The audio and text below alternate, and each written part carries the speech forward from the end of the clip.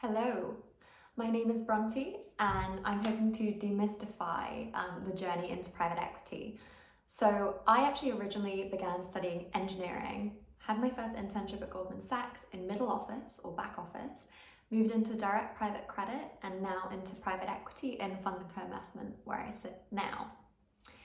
And I think a lot of people suggest that you can't kind of like move between, I don't know, a different subject into finance or from a mid-back office role into kind of like a front office role, or similarly kind of make the jump from credit to equity. And I'm here to talk to you about kind of how I went about that.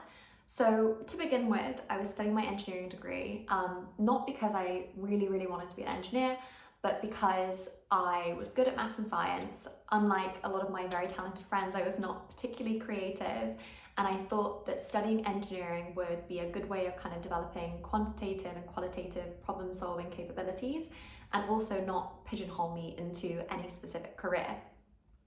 I tested my theory that I did not want to be an engineer by doing a couple of internships, one at Siemens in aeroderivative gas turbines, still a mouthful to say, and another in axial flux electric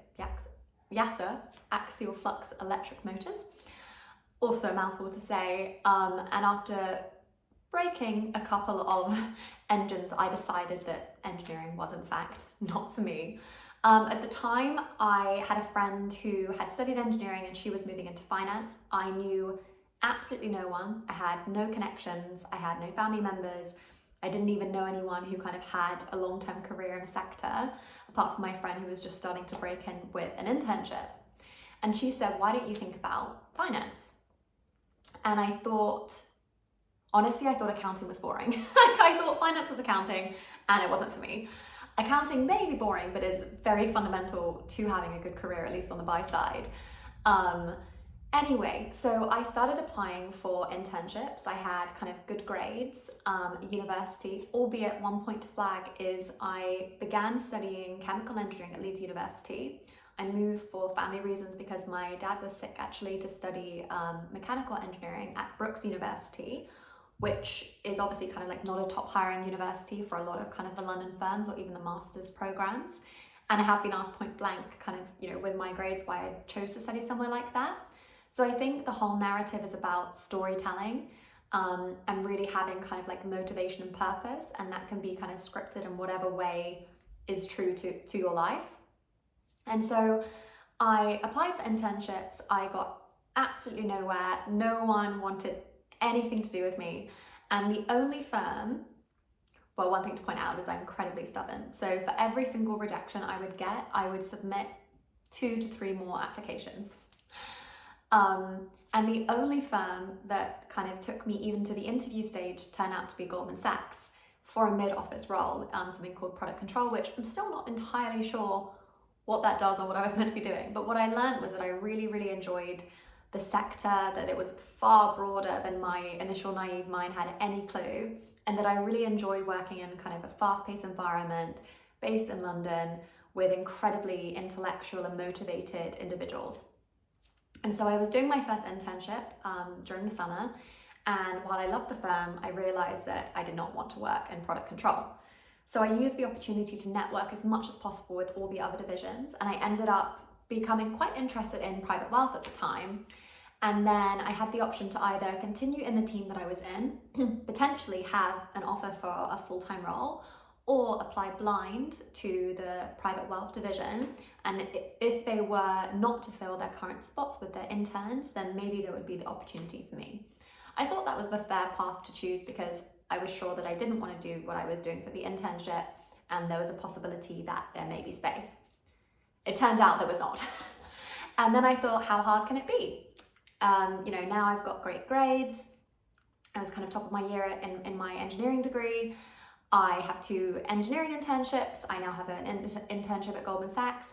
And yet again, no one wanted to work or me to work for them. So I continued to be very persistent. And at this point, I think I took to messaging everyone I could find on LinkedIn. Thank you for those who responded. And my advice is to be as personable and interested in whoever you're reaching out to. Do your research, understand what it is that they do, expect nothing from them apart from, if you're lucky, a bit of their time, but do not expect referrals. Do not expect someone to kind of like walk through your career plan for you. Like, it has to be very kind of motivated by you, and you need to have intelligent questions that you've thought about in advance and really kind of make the most of that precious time that they're dedicating to you. I was fortunate enough to come across another internship during that period in private wealth because I thought that's what I wanted to do at that point. Retrospectively, most people who do very well in private wealth have a long-standing network and may kind of go into that later in their career. But again, it was very interesting to kind of learn about the industry a bit more, to understand the types of products they were working with, the types of clients they were working with. And then I decided that actually the best thing to do would be to get a very strong academic basis in the broader financial landscape. So to do that, I was in a privileged position to go and study my master's, which I appreciate is not available to everyone. And if I was kind of younger, my advice would be to kind of go to an undergraduate degree that is more relevant to help you in finance in the first place. It could be engineering, but obviously you would need to make that step into finance. But just kind of getting that backing, starting with early spring weeks, going into summer internships, keeping an eye on kind of what's going on in the market is very important. So I was lucky to be accepted at LSE after I'd been rejected by some of the other London universities, which at this point was kind of just expected. I was getting very resilient. I think that's also a key skill, is just keep going. If someone tells, like I've been told, you cannot go from engineering into finance, you cannot go from back office to front office, you cannot go from private credit to private equity. And I think it's fine to kind of take that on board and say, okay, thank you for your feedback, I will take that on board. But actually, you're capable of doing anything, and it's just a matter of resilience, persistence, and just continuing to put yourself out there. So during my degree, I decided that I probably did not want to do investment banking. I only applied for one role within investment banking, which I did have the offer for, was from Citibank. But for me, I think work-life balance was very important. And I didn't know that I wanted to end up kind of on the buy side at all. So it wasn't a priority for me at that point in time. I also had a internship offer at Morgan Stanley for sales and trading, and that was for a summer, but they called me kind of like later on in the process and said, we're actually looking for to make some full-time offers. Would you be interested in exotic derivatives? Having studied some of my masters by this point, I found out that financial engineering was far harder, according to me, than mechanical engineering. And I really enjoyed people, I enjoyed relationships, and actually sales and trading was probably not going to be for me, because I didn't want to be just sales, because I think that can be a bit kind of light touch. You're not really that locked into the product, although it has a very relational aspect. And trading, my mental maths honestly is just not good enough, and that like bam, bam, bam is just a bit too fast, even though I do like to work in a fast-paced environment, but it's more kind of like having the time to really think about things, which I think you do a lot more on the buy side than you do in kind of like a trading role. So I continued applying, and I thought, you know what, I would like to get a full-time offer now. I've studied my master's and I've already got 3 internships behind me. And so I applied to a firm called, at the time, Precur, it's now PGIM Private Capital, for their private credit role.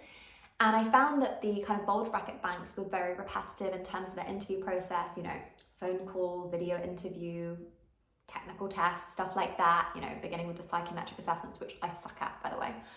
Just practice, just keep practicing.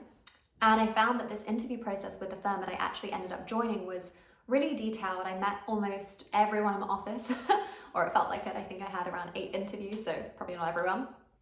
But they really asked thoughtful questions that I had to think about. Like, one of the questions was, what are the working capital considerations of a caravan site? I was like, a caravan site? Like, what?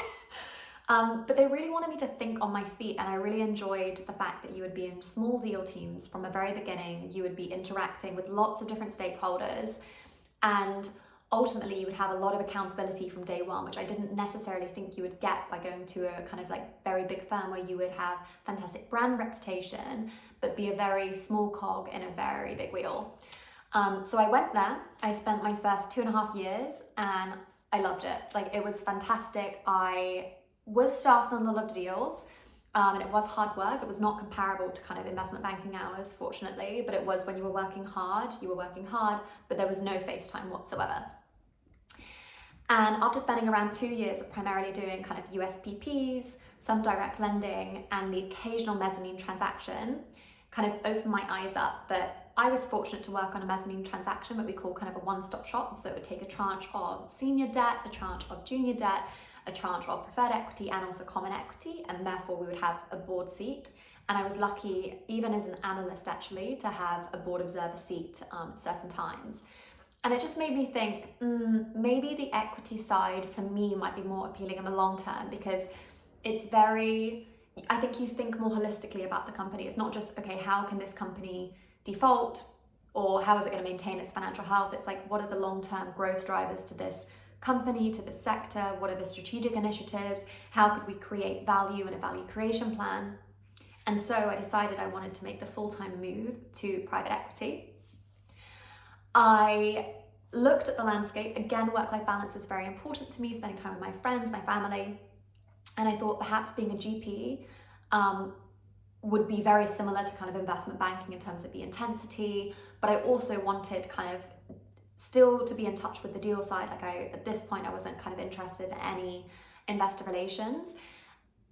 And I knew that I wanted to kind of see lots of different transactions, but maybe not go too deep into any single one. So I thought becoming an LP and kind of having that element of interpersonal skills, lots of managing different stakeholders, being kind of investing into funds themselves and meeting all the individuals, but also kind of co-investing or even co-bidding alongside some larger assets and getting a bit deeper into the weeds would be the perfect kind of hybrid between the different roles that were available. And since then, I think I've spent around 2 years and I've absolutely loved my role. I think a lot of people don't know about the LP side of private equity and kind of the differences or nuances between kind of the GP side and the LP side.